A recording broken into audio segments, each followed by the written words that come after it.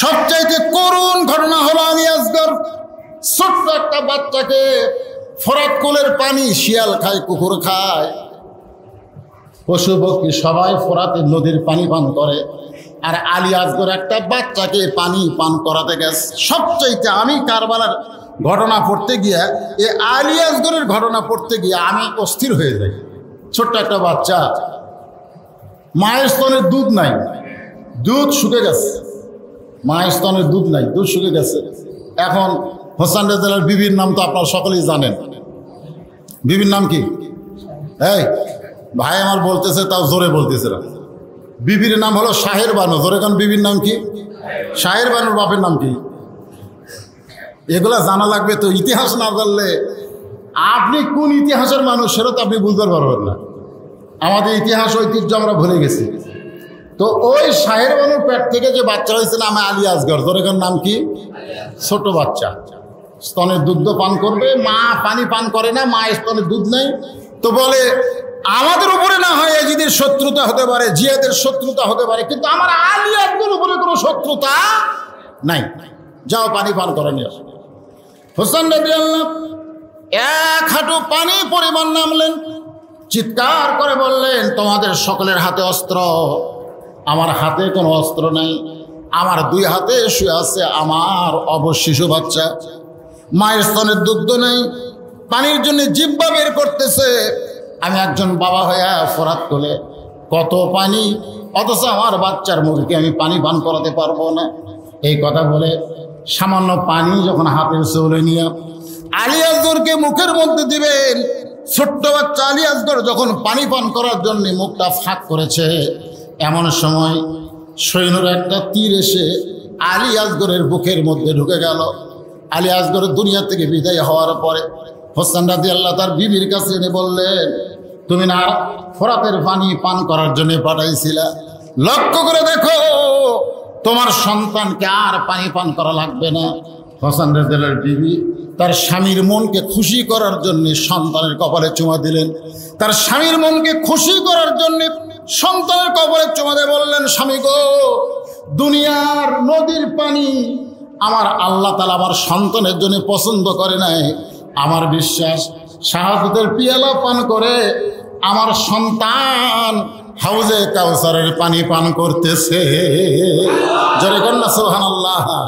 আল্লাহ কোরআনে বলেছেন ওয়ালা তাকুলু লিমান ইউকতালু ফি সাবিলিল্লাহি আমওয়াতুন বাল আহইয়াউ ওয়ালাকিন লা তাশউরুন।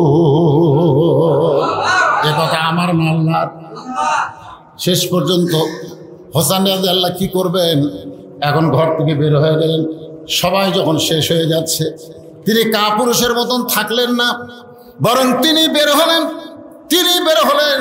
চিৎকার দিয়ে বললেন আমার নানার ইসলামের জন্যে, আমার আল্লাহর হুকুম পালন করার জন্যে, এই দুনিয়াতে খেলাফতকে প্রতিষ্ঠা করার জন্যে আমি চোরের মতন ঘরের মধ্যে লুকে থাকবো না, বরং বাতিলের বিরুদ্ধে কুল জাল হক ওয়া যাহাকাল বাতিল ইন্নাল বাতিলা কানা যাহুকা।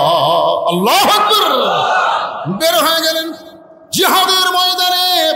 চারিদিক থেকে তীর আসলো। ইতিহাসের মধ্যে বলা হয়েছে ৮০টার বেশি তীর হোসেন রাদিয়াল্লাহর দেহের মধ্যে ঢুকে গেল।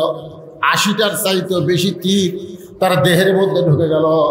তিনি একটাবারও বললেন না আমি আপোস করতে চাই, বরং তিনি হকের পক্ষে নিজের জীবনকে দুনিয়াতে দেখায় দিলেন। জীবন দিবা মরাই যখন লাগবে, তাহলে সাধারণ মৃত্যু না, বরং বাতিলের বিরুদ্ধে নিজের জীবনকে আল্লাহর জন্য কোরবানি করে দুনিয়া থেকে বিদায় হয়ে যাও। দেহকে ৮০টা তীর মারা হলো, তারপরেও দেহ থেকে মস্তককে বিচ্ছিন্ন করা হলো। নিষ্ঠুর, কত বড় নিষ্ঠুর একটু খেয়াল করেন। হত্যা তো করেছে, তারপরে আবার দেহ থেকে মস্তককে বিচ্ছিন্ন করলো।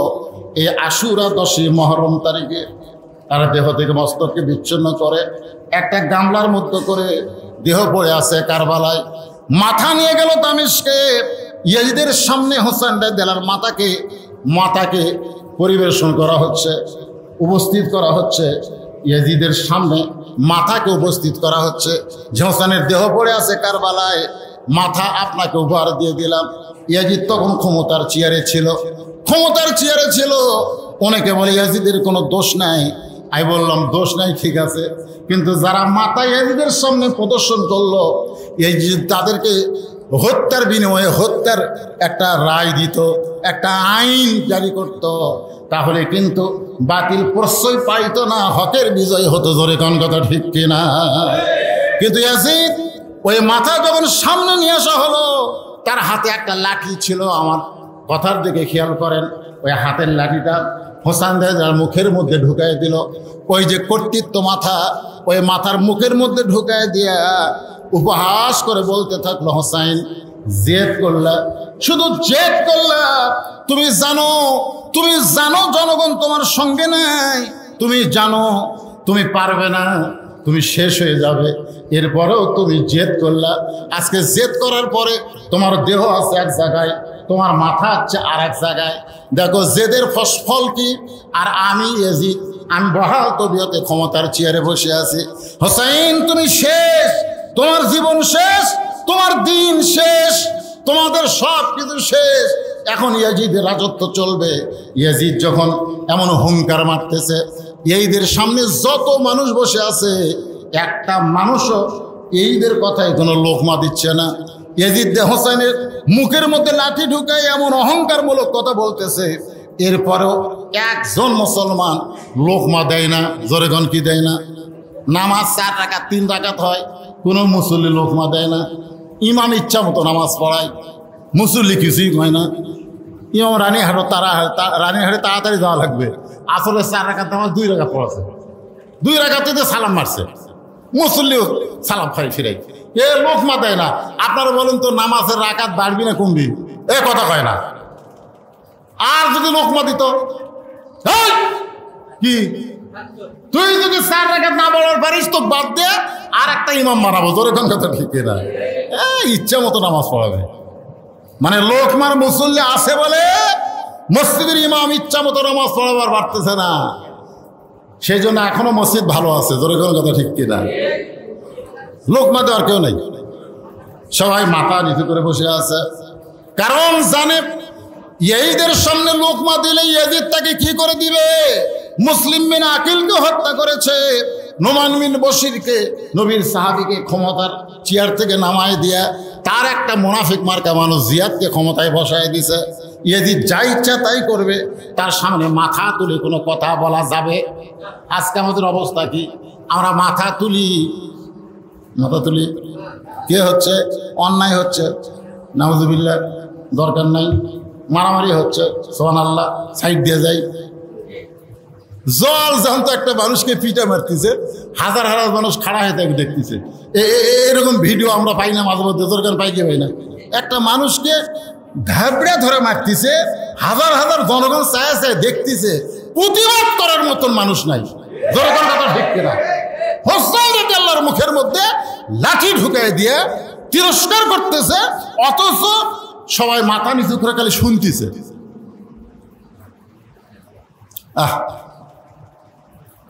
আশুরা 10ই মুহররম, এমন সময় লাঠিতে ভর দিয়ে ঠিক মতো দাঁড়াবার পারে না, তারপরেও লাঠিতে ভর দিয়া একজন সাহাবী দাঁড়ায়া গেলে। লোকমা দেওয়ার মানুষ আছে না নাই? কিন্তু সবল না দুর্বল? কথা কয় না। আপনাদের মসজিদে চেয়ারে বসে যায় নামাজ পড়ে, বা মোড়ার উপর বসে একজন নামাজ পড়লো, আপনারা বলেন সবল না দুর্বল? আপনারা দুর্বল মানুষ বসে থাকবে, কিন্তু ওই সাহাবী দুর্বল হওয়ার পরেও লাঠিতে ভর দিয়ে দাঁড়ায় গেলেন। আমি বললাম মসজিদ বসার জায়গা না, মসজিদ হলো দাঁড়ানোর জায়গা। কুমু লিল্লাহি কানিতিন, আল্লাহ বলেছেন নামাজ যদি শুরু করবার চাও, আমি আল্লাহর যদি আনুগত্য করতে চাও, তাহলে দাঁড়ায়া তোমাকে শুরু করা লাগবে। সোনাল বলেন, বসা যাবে না। আপনি যে চেয়ারে বসলেন, আপনি কি বাড়ির থেকে আপনাকে শান করে নিয়ে এসে বসাছে, না আপনি হেঁটে হেঁটে এসে বসলেন? কথা কয় না। যে ভাইটা আমার মোড়ার উপর বসতে নামাজ পড়লেন, ওনার কি ওনার ছেলে ছেলেরা শান করে এসে বসে থসে না, উনি হাঁটে হাঁটে এসে বসলেন। তারা হাঁটে হাঁটে যেই লোকটা এসে বসে আর নামাজ কোনোদিনই হবে না, কেন যে হাঁটতারই পরে তার বসা কি ওই কি ঘুষা ঘুষাচ্ছে না খাড়ায় হাঁটে আছে। ওই রানীহাট বাজারে 10 কেজি ব্যাগ লে গোটাল বাজার ঘরে, এই গ্রামের নাম হচ্ছে বয়রা দিকে আসতে ভ্যান নেয় না, হাঁটে হাঁটে আসে। কিন্তু মসজিদের মধ্যে ঢুকে ওর সাইডে দুর্বল কেউ নাই। অথচ আল্লাহ বলেছে কম দাঁড়াও লিল্লাহে, নামাজ কার জন্যে? জোরে বলেন না কার জন্যে? আল্লাহর জন্য দাঁড়াও, অনীতিন আনুগত্য নিয়ে দাঁড়াও। দাঁড়াবার যদি না পারো তাহলে মোড়ার উপর না মাটির বসো। কোথার বসো? কথা কয় না, কোথার বসো? চেয়ারে না, মোড়ায় না, মাটির বসো। এখন যদি বলেন হুজুর বসবারও পারি না, তো শুয়ে যাও। কথা কয় না, শুতে যাও। কথা বুঝলেন না? কিন্তু চেয়ারত কথা কয় না। এটা কি আমার কথা না আল্লাহর কথা? কথা কার? আমার আল্লাহর কোরআন থেকে বললাম। একটু মনোযোগ দিয়ে কথাগুলো শোনেন। এখন লাঠিতে ভর দে যে সাহাবী দাঁড়ায় গেছে, তার নাম হলো আনাস ইবনে মালিক। সাহাবীর নাম কি? একাধারে 10 বছর আল্লাহর নবীর খেদমত করেছেন। আল্লাহ নবীর খাদেম ছিল, কিন্তু গোলাম ছিল না। আল্লাহ নবীর খাদেম ছিল, তোরে কোন কি ছিল? কিন্তু গোলাম ছিল। কথা কয় না, গোলাম ছিল। কেউ যদি বলে আমি গোলাম রসুল, আমি গোলাম রসুল, তাহলে শিরক হবে। গোলাম রব্বানি জায়েজ হবে। গোলাম রব্বানির গোলাম হওয়া যাবে, আল্লাহর গোলাম হওয়া যাবে। আল্লাহ ছাড়া অন্য কারো গোলাম হওয়া যাবে না, এমনকি আমার রাসূলেরও গোলাম হওয়া যাবে না। গোলাম হতে হবে কেবলমাত্র একজন, তিনি কে? তিনি কে? তাহলে একাধারে 10 বছর যিনি রাসূলের খেদমত করেছেন, তার নাম হলো আনাস ইবনে মালিক। লাঠিতে ভর দিয়ে দাঁড়িয়ে বললেন, ইয়াজিদ, এই আমার দিকে তাকান। মাজাত শক্তি নাই, জরখান কি নাই। লাঠির ভরটা খাড়া হয়ে বলে, ইয়াজিদ, মুখে যা আসে তা বলতে পারবা না, মুখে যা আসে তাই বলতে পারবা না। যে হোসেন মুখে লাঠি ঢুকাইয়া তুমি তিরস্কার করতেছ, তুমি যদি হোসেনকে চিনতে তাহলে এইরকম বেয়াদবি তোমার দ্বারা সম্ভব হতো না। যদি ওই হোসেনকে তুমি চিনতে। আজকে যারা হোসেনকে চেনে না, তারা 10ই মহরমে হোসেনের কারবালা বাদ দিবার চায়। যারা হোসেনকে জানে না, বোঝে না, তারাই বাদ দিবার চায়। ইয়াজিদের দোসররা চায় আস্তে আস্তে কারবালাকে মানুষের অন্তর থেকে ভুলাই দিতে। কারণ কোনো একটা বিশাল বিজয় যদি আপনি অর্জন করতে চান, কারবালা ছাড়া কখনো সম্ভব নয়। কথা বলেন ঠিক কিনা? কারবালা ছাড়া কোন মুসলমানের বিজয় হবে না। আল্লাহ বলেছেন, ওয়ালা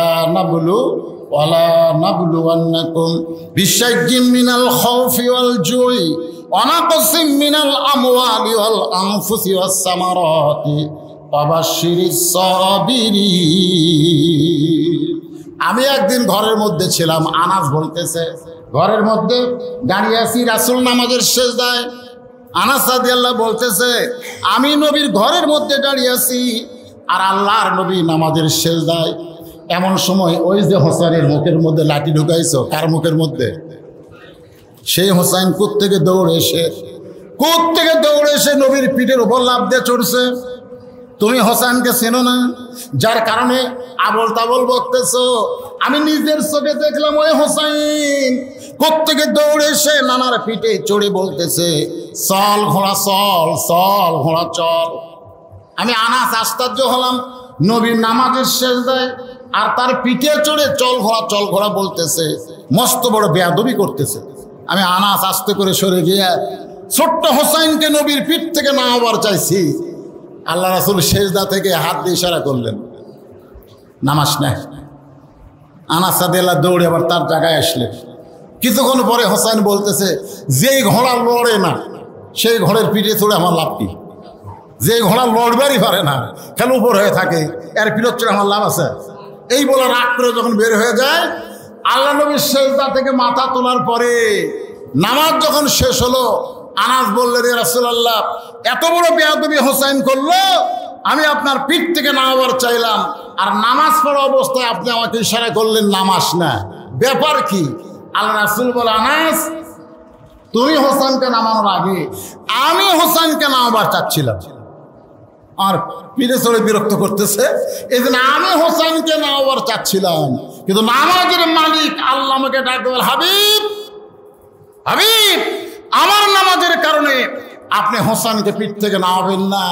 আপনি যেমন হোসেনকে ভালোবাসেন, আমি আল্লাহ তেমন হোসেনকে ভালোবাসি। যতক্ষণ আপনার পিঠে থাকবে আপনি ততক্ষণ সেজদাই তুলবেন না। সাল্লাল্লাহু আলাইহি ওয়াসাল্লাম। এইটা কিন্তু ঘরের মধ্যে হয়েছে, একবার জামাতে শুরু হয়েছে, নবী নামাজের ইমামতি করতে সামনে, ও হোসেন দৌড়ে এসে পিঠের উপর চলছে। এখন নবী কি করে, সেজদাত আছে, সাহাবীরা কয়, কে রে, 3 বার সুবহানাল্লাহ, 3 বার সুবহানাল্লাহ পড়লে তো সেজদা শেষ, আমার 11 বার, 22 বার, 23 বার, 32 বার হয়, সেজদা ওঠে না কেন? কিন্তু মাথা তুলে তো দেখবারও পারে না, কি কোন সে থেকে মাথা তুলে দেখবার পারবে? কারণ রাসূল যা করবে তাই করা লাগবে, হুকুম কার? সব সেজদাত আছে। কিছুক্ষণ পরে যখন হোসেন রাদিয়াল্লাহু সেজদা থেকে উঠে গেছে, মাথা পিঠের উপর উঠে গেছে, তারপরে রাসূল সেজদা থেকে মাথা তুলছে। নামাজ শেষ করে সাহাবীরা বলেন, হুজুর, আপনার প্রথম সেজদা খাটো, কিন্তু দ্বিতীয় সেজদা এত লম্বা। আল্লাহ রাসূল বললেন, ওই সময় আমার পিঠের উপর হোসেন বসে আছে। সুবহানাল্লাহ হবেন না? হোসেন আমার পিঠের উপরে বসেছিল, আমি মাথা তুলতে চাইলেও আল্লাহ আমাকে তুলতে দেয়নি। সেই হোসেনের মুখের মধ্যে লাঠি ঢুকাইয়া তুমি তিরস্কার করতেছ, ইয়াজিদ, তুমি হোসেনকে না চিনলো, আল্লাহ হোসেনকে চিনে। তুমি হোসেনকে না চিনলো, আল্লাহর নবী হোসেনকে চিনে। তুমি হোসেনকে না চিনলো, আশিক রাসূল কিয়ামত পর্যন্ত হোসেনের আন্দোলন করবে। ধরে কোন কথা ঠিক কিনা? আজকে আমরা কি মুসলমান, হোসাইনি না ইয়াজিদি? কোয়া যাবে না, ইয়াজিদ কোয়া যাবে? আপনাদের মনে কি হয়, ইয়াজিদ মুসলমান? আপনাকে কি মনে হয়? এই যে 3টা ঘটনা ঘটাইছে, 1 নম্বর হোসেন রাদিয়াল্লাহু হত্যা করছে, বিচার করেনি। 2 নম্বর হাররার যুদ্ধ, মদিনার 10,000 সাহাবীকে হত্যা করছে, মেয়েদেরকে ধর্ষণ করছে, তার সৈন্যরা, তার কোনো বিচার হয়নি। 3 নম্বর খারাপ কাম হলো কাবা ঘরত কামান মারছে, এরপরেও মুসলমান। তো ইয়াজিদি মুসলমান তো আমাদের দেশও তো আছে। তো এখন কারিবুল বালা মানে কি? কারবালা কি? আশুরার শিক্ষা কি?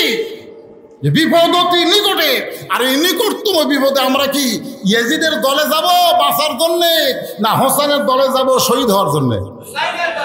যদি হোসেনের দলে যাবার নিয়ত করি, কোনো বাতিল আমাদের কাছে আসতে পারবে না। ধরে কোন কথা ঠিক কিনা?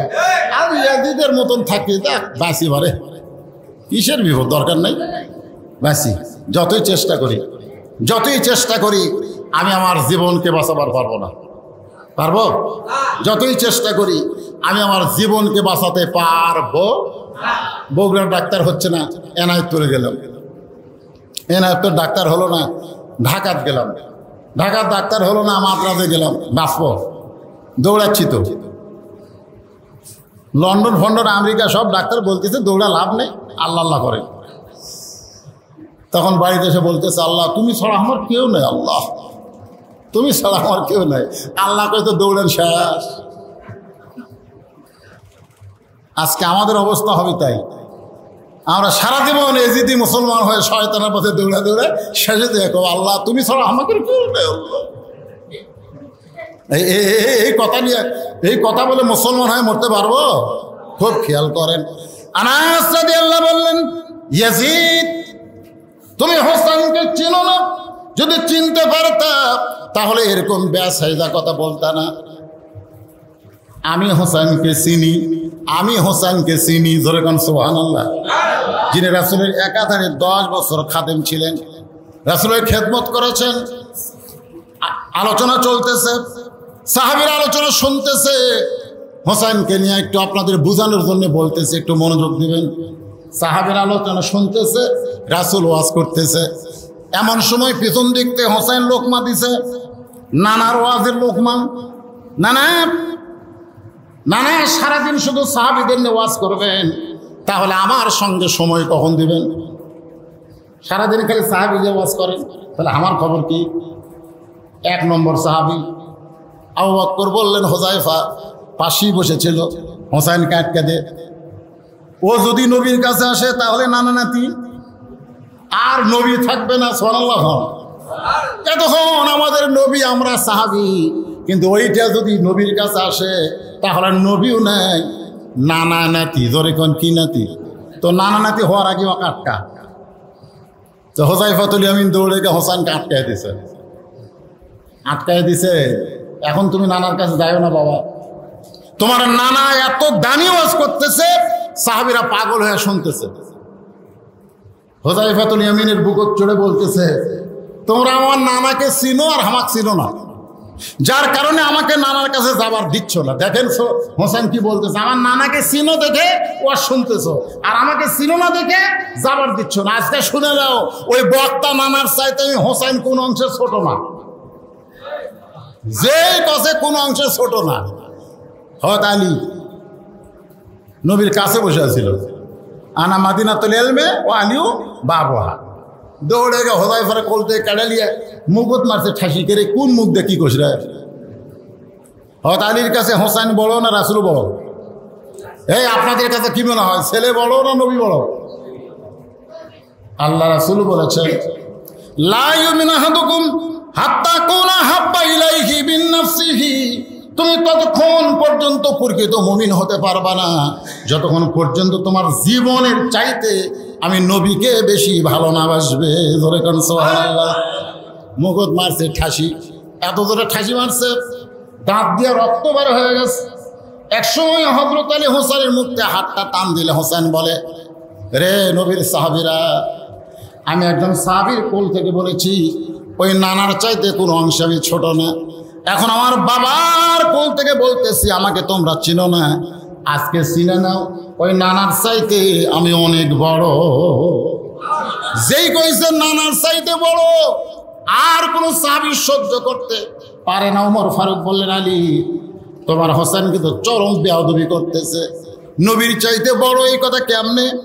আলী যখন হোসেনকে নিয়ে যাবার চায়, এমন সময় আল্লাহর নবী 2 কানা হাত বাড়ায় বলে, আলী রে, আমার কলিজাকে আমার কাছ থেকে আলাদা করিস না। যারা হোসেনকে ভালোবাসে তারা হবে নবীর কলিজা। ধরে কোন সুবহানাল্লাহ। আমার কলিজাকে আলাদা করিস না। এই কথা শোনার সঙ্গে সঙ্গে হযরত আলী হোসেনকে ছাইড়া দেয়।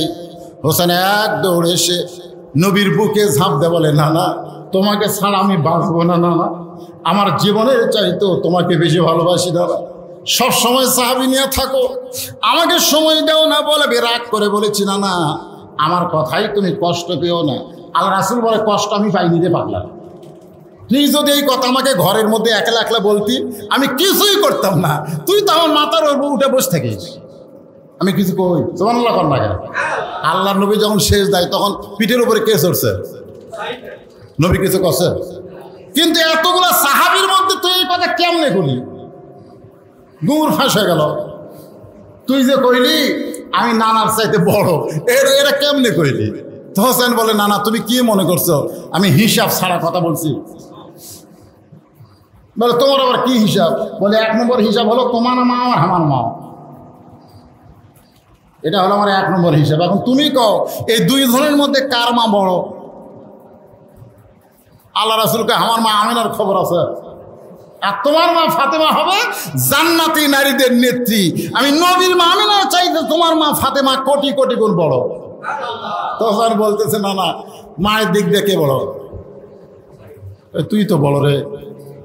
আমার বাপ আর আপনার বাপ, এই 2 জনের মধ্যে কার বাবা বড়?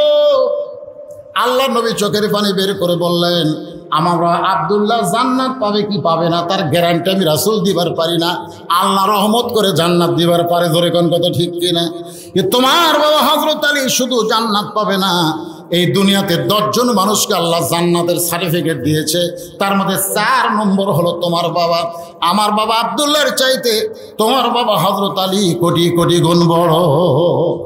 হোসেন বলতেছে, না না, তাহলে বাপের দিক দিয়ে কে বড়? আমি বড় না আপনি বড়? রাসূল বলে, তুমিই বড়। এবার হোসেন বলে, না, তোমার নানা আর আমার নানা বলো তো, এই 2 জনের মধ্যে কার নানা বড়? ওমর ফারুক দৌড়ে এসে হোসেনকে বুকে নিয়ে বলতে চাইলি রে, এমন একটা প্রশ্ন হোসেন করেছে, এই প্রশ্নের উত্তর নবী কেমনে দিবে?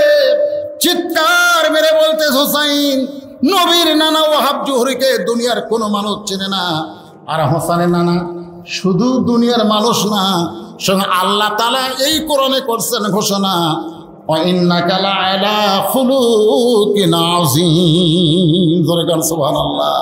আনাস হাজার হাজার সাহাবীর মধ্যে আল্লাহর নবী হোসেনকে আসমানের দিকে উঠায় বলছে, সাহাবীরা তাকায় দেখো, বাপের দিক দিয়ে, মায়ের দিক দিয়ে, নানার দিক দিয়ে হোসেন আমি নবীর চাইতেও বড় রে। তুই কোন দিক দিয়ে বড় রে দিতেই? তোর বাপের পরিচয় কি? তোর নানার খবর কি? তোর মায়ের খবর কি রে? ক্ষমতার চেয়ারে পায়া কার মুখে লাঠি ঢুকায় বড় বড় কথা বলতেছিস? সোনালা বলেন, প্রত্যেকটা কথা ইয়াজিদের কান দিয়ে ঢুকে কলিজার মধ্যে হাতুড়ি পিতা শুরু করেছে, একটা কথাও মিথ্যা না। ধরে কোন কথা ঠিক কিনা? আজকে বড় দুর্দিন চলতেছে হোসাইনে মুসলমানের, বড় কঠিন অবস্থা চলতেছে ভাইজান। ক্ষমতার চেয়ার বেশি দিন এজিদের ছিল না, ক্ষমতার চেয়ার চিরদিন কারো থাকবে না। এজিদ দুনিয়া থেকে বিদায় হয়ে গেছে, দুনিয়া থেকে বিদায় হয়ে গেছে। আজকে ইয়াজিদের মতো মানুষের চরিত্র আছে, কিন্তু ইয়াজিদের নামের একটা মানুষও দুনিয়াতে নাই। জোরে কোন কথা ঠিক কিনা? আছে? আপনাদের আশেপাশে কোনো মুসলমানের নাম ইয়াজিদ খুঁজে বার করতে পারবেন?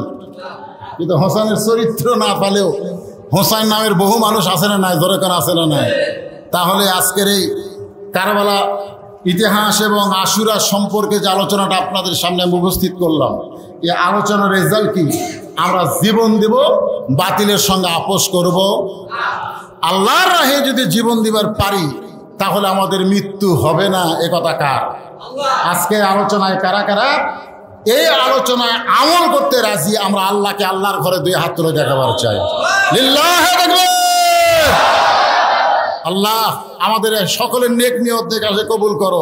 জোরে কান আল্লাহুম্মা আমিন। ভাইজান, বেশি লম্বা আলোচনার দরকার নেই, এর মধ্যে আমরা অনেক শিক্ষা পেয়েছি। খেলাফত এবং মুলকিয়াত, যুবকেরা যারা আসো বাবা, হ্যাঁ তোমরা অনেক চিন্তা নিয়ে আসো। আমরা যখন ছোট ছিলাম তখন এত খারাপ হওয়ার রাস্তা আমাদের ছিল না। আমরা যখন ছোট ছিলাম, আমার ভাই যখন ছোট ছিল, আমরা খারাপ হওয়ার কোনো রাস্তা পাইনি, ভালো হওয়ার বহু রাস্তা। আর এখন ভালো হওয়ার বহু রাস্তা থাকলেও খারাপের খালি একটা রাস্তা, মোবাইল। জোরে কোন কথা ঠিক কিনা?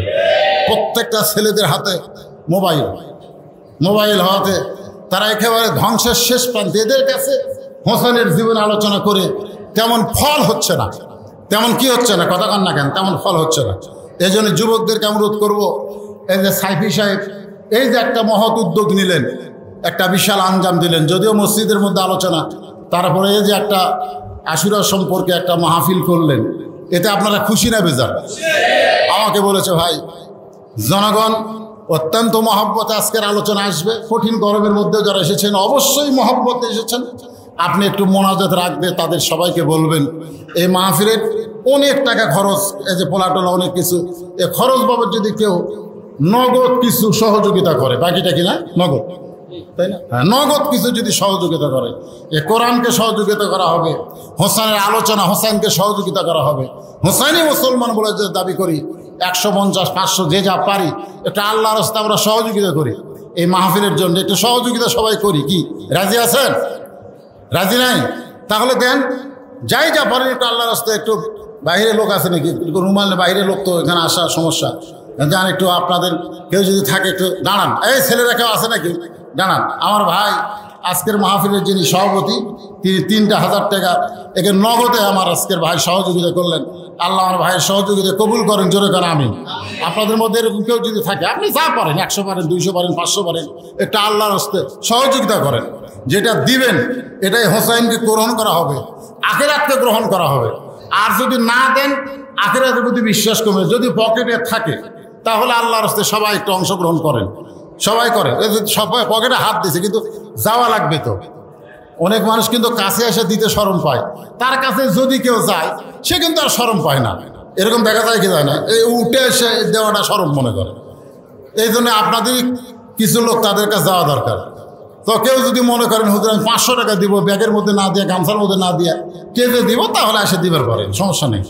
আল্লাহর রাস্তায় কেউ দাঁড়াচ্ছে, বাইরের বারান্দায় কেউ দাঁড়াইছেন, আপনার কেউ লোক নাই, দেন ব্যাগ, দেন ব্যাগলে বসে আছেন, যান। আর কেউ যদি এখানে কেঁদে দেন, দেন। আল্লাহর একজন বান্দা কিছু দান করেছে, আল্লাহ দান, হ্যাঁ তো দাঁড়াইছে, দেন দেন দেন, সবাই দেন, সবাই আল্লাহর রাস্তায় দেন। হ্যাঁ, মা বোনেরা আছে, আমার মা বোনেরা আল্লাহর রাস্তায় দান করবেন। আমার মা বোনদের জন্য আলোচনা করতে পারলাম না, আলোচনার ফাঁকে হোসেন রাদিয়াল্লাহু মা ফাতেমাকে নিয়ে কিছু কথা বলতেছিলাম। এমন একটা পেটের ভিতর থেকে আল্লাহ হোসেনকে দুনিয়াতে কবুল করেছেন। আমার ভাই আব্দুল সালাম উম্মে ফজলকে নিয়ে একটা ঘটনা বললেন। মা ফাতেমা দুনিয়া থেকে যখন বিদায় নিলেন, একটু খেয়াল করেন, এই দুনিয়া থেকে যখন মা ফাতেমা বিদায় নিয়েছেন, হোসেনের মা, জোরে গান কার মা? হোসেনের মা।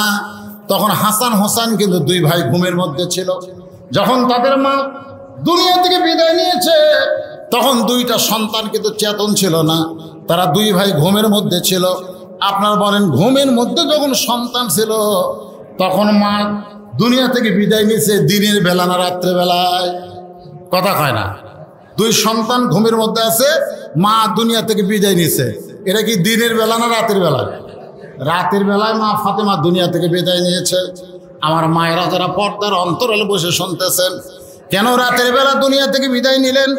তিনি সবসময় আল্লাহকে বলতেন, আল্লাহ ও দরদি আল্লাহ, আমি ফাতেমা পর্দার মধ্যে ছিলাম, আল্লাহ তুমি আমার পর্দার মধ্যে মৃত্যুকে কবুল করো। আল্লাহ তাআলা এই দোয়া ফাতেমার কিন্তু কবুল করেছেন, যার কারণে গভীর রাত্রে তার মৃত্যুবরণ হলো। মৃত্যুবরণের সময় স্বামীকে 3টা ওসিয়ত করলো। শোনেন, আমার মা ফাতেমার ওয়াজ করতেছি আমার মায়েদের জন্যে, আর আমাদের ঘরের মেয়েরা যদি, মায়েরা যদি ভালো হয়ে যায়, ফাতেমার মতো হয়, তাহলে আমাদের জন্য ভালো হবে না খারাপ হবে? কথা কয় না, ভালো হবে না খারাপ হবে? মায়েরা তো শুনতেছে, তাদের জন্য একটু বলতেছি। তো এখন হয়তো আলীকে 3টা ওসিয়ত করলেন। এখনো ওসিয়ত হলো রাতের বেলা আমার মৃত্যু হবে, রাতের বেলায় কবর দেবেন। 2 নম্বর ওসিয়ত হলো আমার জানাজার কোনো ব্যবস্থা করবেন না। আর 3 নম্বর ওসিয়ত হলো আমার লাশটা খাটনি তুলবেন না। আমার ফাতেমার দেহের ওজন কত, এটা দুনিয়ার কোনো পুরুষ যেন জানবার না পারে। দেখছেন, মা বোনদের জন্য বলতেছে। হয়তো আলী তাকে কবর দেওয়ার পরে আল্লাহকে বললেন, আল্লাহ গভীর রাত্রে পর্দার মধ্যে কবর দিলাম, আল্লাহ আমি দুনিয়ার জীবনে তাকে সুখ শান্তি দিবার পারিনি। আসলে আপনারা অবশ্যই কম বেশি সবাই শুনেছেন, মা ফাতেমার দুনিয়ার জীবনে খুব সুখ ছিল না কষ্ট ছিল? কথা কয় না, সুখ না কষ্ট? এত কষ্ট, আল্লাহ রাসূল জোহরের নামাজের পরে ফাতেমার দরজার কাছে। দেখেন কি জীবন, মাদের জন্য বলতেছে। ফাতেমা একটু দরজা খুলে দিত মা। ফাতেমার দরজা সে বললেন, বাবা ফেরত যান, আপনি যখন তখন আসেন কেন? আমি এখন দরজা খুলে দিতে পারবো না। আল্লাহ রাসূল ফেরত গেলেন। আপনাদের কি মনে হলো ফাতেমার ব্যবহার খুব খারাপ? যখন তখন আসেন কেন? এখন দরজা খুলে পারবো না। আসরের নামাজের পরে আল্লাহ নবী ফাতেমার দরজায়, সকাল থেকে তোর মুখটা দেখিনি মা, একটা বার দরজা খোল। ফাতেমা কান্দে, বলে বাবা জোহরের সময় যখন আইছিলেন তখন যে অবস্থায় ছিলাম, আসরের সময় আইছেন এখনো সেই অবস্থায়। আমার শরীরে এমন একটা কাপড় পরা, যে কাপড় পরে আমার বাবার জন্য দরজা খুলতে বড় শরম পায়। কি কষ্টের জীবন, চিন্তা করে দেখেন। আল্লাহ রাসূল জানলার পাশে গিয়ে বললেন, মা একটু জানলার দরজা খোল, আমি তোর জন্য একটু উপহার পাঠাই। যেই মাত্র দরজা খুলেছে আল্লাহ রাসূল গায়ের চাদর, যে চাদর গায়ে দিয়ে রাসূল নামাজ পড়ে, ওই চাদরটা ফাতেমাকে দিয়ে দিলেন। চাদর পরে আমার জন্য একটু দরজা খোল। ফাতেমা দরজা খুললেন। রাসূল তাকায় দেখে ফাতেমার 2 চোখে সুরমা দেওয়ার মতন, 2 চোখে সুরমা দেওয়ার মতন। রাসূল বললেন, ফাতেমা চোখে সুরমা দিয়েছিস, তোকে খুব সুন্দর লাগতেছে। ফাতেমা কান্দে বলে, বাবা চোখে সুরমা দেওয়া লাগে নাই, কয়েকদিন হলে না খাওয়ার কারণে আমার চোখে নিচের কালিমা পড়ে গেছে। সঙ্গে সঙ্গে আল্লাহর নবী ফাতেমার হাত ধরে বললেন, ফাতেমা 33 বার সুবহানাল্লাহ, 33 বার আলহামদুলিল্লাহ, আর 34 বার আল্লাহু আকবার আমল কর। দুনিয়ার কষ্টের জীবন শেষ হবে, আখেরাতে আল্লাহ তোরে 8টা জান্নাতের মালিক বানায়া দিবে। এত কষ্টের জীবন কোনোদিন ফাতেমাকে শান্তি দিবার পারি নাই। আজকে গভীর রাত্রে ফাতেমাকে দাফন করলাম। আমি স্বামী হয়ে তোমার কাছে দোয়া করি, আল্লাহ আমার ফাতেমাকে তুমি কবুল করে নাও। এই দোয়াটা করাও শেষ, তাকায় দেখে হযরত আলী ফাতেমার কবর নাই, কয়েকটা পুরাতন কবর। এইমাত্র ফাতেমাকে যে কবর দেওয়া হলো সেই কবরটা নাই, কয়েকটা পুরাতন কবর। জান্নাতুল বাকি আমার ভাই কয়েকদিন আগে গিয়ে জিয়ারত করলেন। জান্নাতুল বাকির মধ্যে হযরত আলী দৌড়ায় আর বলে, এখনই কবর দিলাম ফাতেমার, সেই কবরটা কোন জায়গায়? যেই দিকে তাকায় খালি পুরাতন কবর দেখা যায়, নতুন কবরটা গেল কোন জায়গায়? কে যেন ডাকতে বলে, আলী ফাতেমা হল আমার পর্দানিশী। আমি আল্লাহ জোহরা ডিগ্রি দিয়া ফাতেমার কবরটাকেও জীবনের মতো পর্দা করে দিয়েছি। আমার মায়েরা যারা পর্দার অন্তরে বসে আছেন, মা আল্লাহ কোরআন কারিমে ঘোষণা করেছেন, অকরনা ফি বুয়ুতিকুন্না ওয়ালা তাবাররাজনা তাবাররুজাল জাহিলিয়াতিল উলা। মেয়েরা ঘরের মধ্যে থাকবেন, পর্দার মধ্যে থাকবেন, স্বামীর কথা মতো চলবেন। সন্তান পর্দার মধ্যে যদি বড় হয়, পেটের মধ্যেও যদি সন্তান পর্দায় থাকে, এই সন্তান দুনিয়াতে আসার পরে, এখন তো আমরা মায়েদের জন্য বলতেছি, কত মা সন্তান পেটে আসার পর থেকেই আর আলাদা চিন্তা হয়। আমরা আগে গান শুনেছি, হ্যাঁ, পায়ের জুতা বানাইলেও ঋণের শোধ হবে না। গান শোনেন না আপনারা? কি বলবো প্রসবের কথা, মা বিনে সেই ব্যথা কেউ তো বুঝিবে না। একটা ভ্যানওয়ালার বইয়ের বাচ্চা হবে, আমার কাছে কয়, হুজুর হঠাৎ পেটের ব্যথা উঠছে, সিজার করাবো, টাকা নেই, টাকা খরচ দেন। কিন্তু তুই ভ্যান চলে খাস, তোর বইয়ের সিজার লাগবে কেন? কয় না না, যদি মোরা যাই, আমরা যতগুলো মানুষ এখানে মুরব্বী আছি, আপনারা বলেন তো আমরা সিজার করা কথা কয় না কেন? আমার তো লাঠি লুট করে সব সিজার করা বাচ্চারা কেমনে হয় জানেন? জন্ম নেওয়ার আগেই একে পেট কাটে। জন্ম যখন নেবে, দুনিয়াতে স্বাভাবিক আসবে 2 দিন পরে, তার আগেই পেট কাটে। পেট কাটার পরে ডাক্তার দেখতেছে যে এত ঘুমই ভাঙেনি, ঘুম ভাঙ্গি সোমবারে, পেট কাটছে শনিবারে।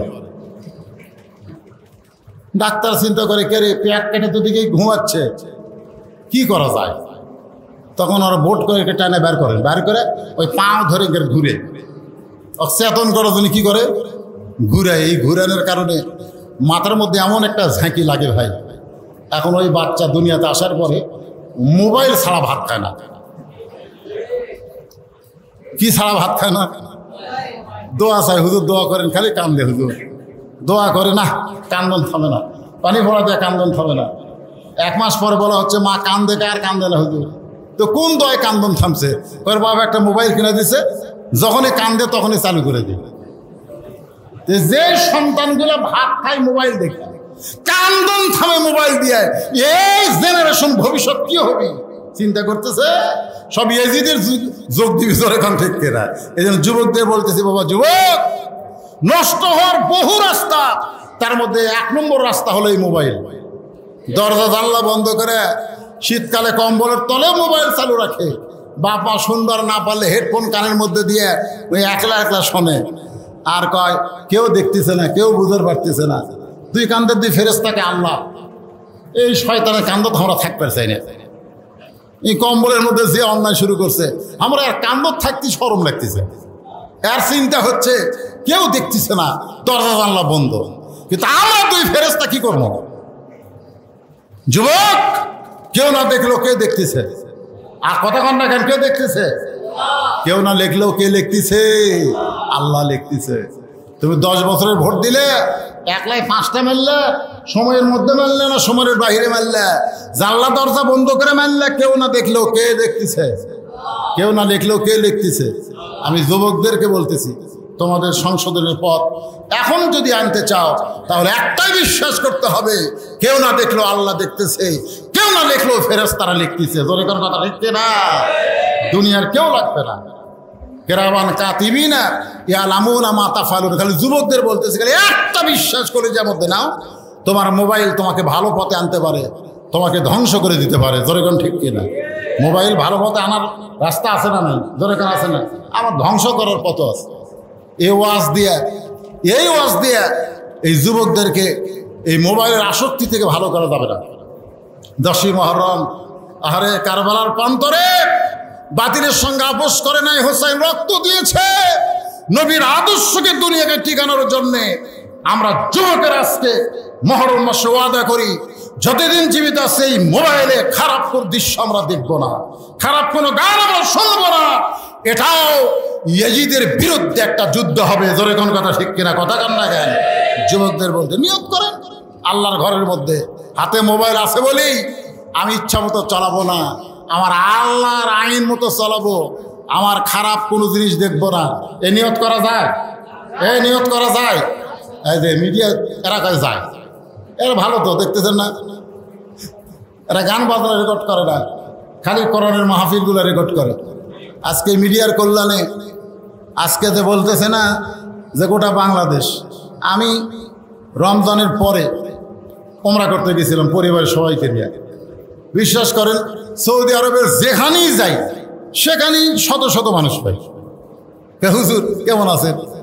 আমরা তো বাংলাদেশের জায়গায়, তা আমি আমাদের চিল্লা কেমনে?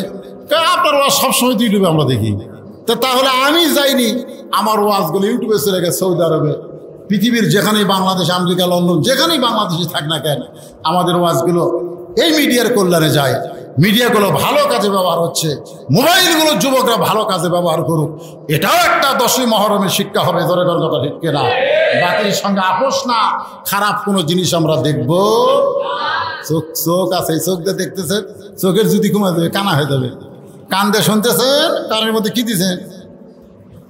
হেডফোন দিয়েছেন, হেডফোন ফসা হয়ে যাবে, ফসা হয়ে যাবে। তা আল্লাহ তাআলা এই সময় বিপদ থেকে আমাদের সবাইকে হেফাজত করুক। সকলে বলে আল্লাহুম্মা আমিন। ইস্তিগফার ফর আস্তাগফিরুল্লাহ, আস্তাগফিরুল্লাহ রাব্বি মিন কুল্লি জামবি ওয়া তুবু ইলাইহি।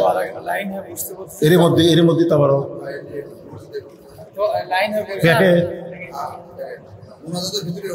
আচ্ছা আচ্ছা ঠিক আছে।